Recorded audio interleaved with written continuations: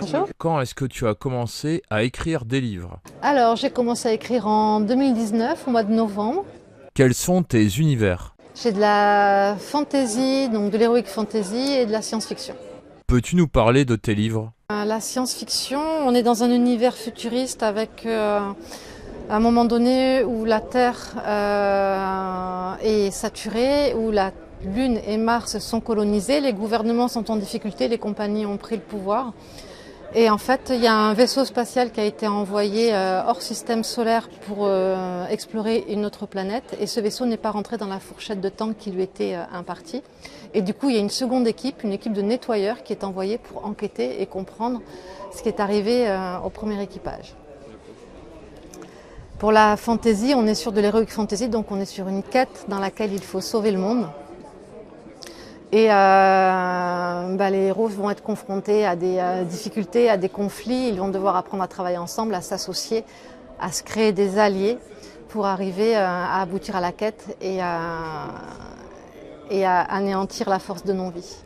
Quelles sont tes inspirations ou influences? Alors moi j'ai grandi avec Isaac Asimov, avec Fondation, j'ai grandi avec Dune de Frank Herbert.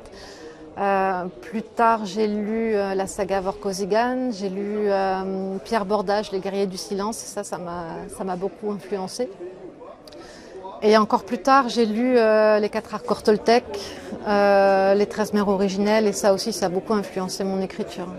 Est-ce que tu vas en écrire d'autres? Déjà dans l'univers science-fiction, j'en ai plusieurs qui sont écrits dans le même univers avec les mêmes personnages qui se passent avant ou après cette première histoire. Et dans l'univers de la fantasy, pareil, j'ai plusieurs volumes qui sont déjà écrits sur des séries spin-off ou préquels. Et ensuite, en ce moment, je suis en train d'écrire une histoire sur un autre univers, sur un système qui fonctionne en vase clos, 5 cités enfermées dans une enclave, voilà, avec des secrets à percer. Pour un jeune garçon qui a vu sa famille éclater à cause des secrets de l'enclave. Pour toi, qu'est-ce que l'imaginaire? Je dirais que c'est tout ce qui sort du cadre de l'ordinaire et de la réalité. C'est très vaste. Et qu'est-ce que cela t'apporte dans ton quotidien?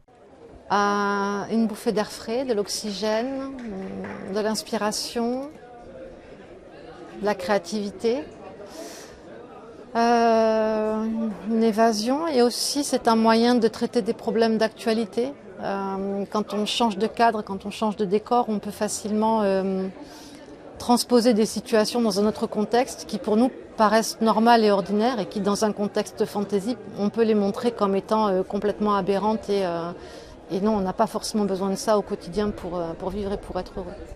Et où on peut te trouver sur les réseaux? Alors j'ai un compte Facebook, un compte Insta, donc sur cecilvion.auteur. Et ensuite j'ai un site internet aussi, cecilvion.com. Qu'est-ce que tu penses du Festival Fantastique de Béziers? C'est toujours sympa de venir ici, l'accueil est sympa, on rencontre plein de monde, il y a des gens qui passent, on discute. J'ai encore rencontré plein d'auteurs que je ne connaissais pas. C'était très chouette. Est-ce que tu souhaites rajouter autre chose à ton interview? Non, je suis contente qu'on ait pu la faire parce que ça fait un moment qu'on tchatche. On s'était croisés l'année dernière et puis là aujourd'hui on s'est croisés à plusieurs reprises et voilà, donc je suis contente qu'on ait enfin pu la créer. J'ai fait en zigzag. Oui, j'ai vu et puis je rigole parce que à chaque fois j'arrive et puis clac, je te vois ailleurs. Tout à Donc, l'heure, tu as dit 10 minutes, ça a duré 45 minutes l'interview. Oui, mais c'est les aléas mais c'est chouette qu'on ait enfin pu la faire, je suis très contente. Moi aussi. Et puis je te dis à une prochaine. Ça marche, j'espère.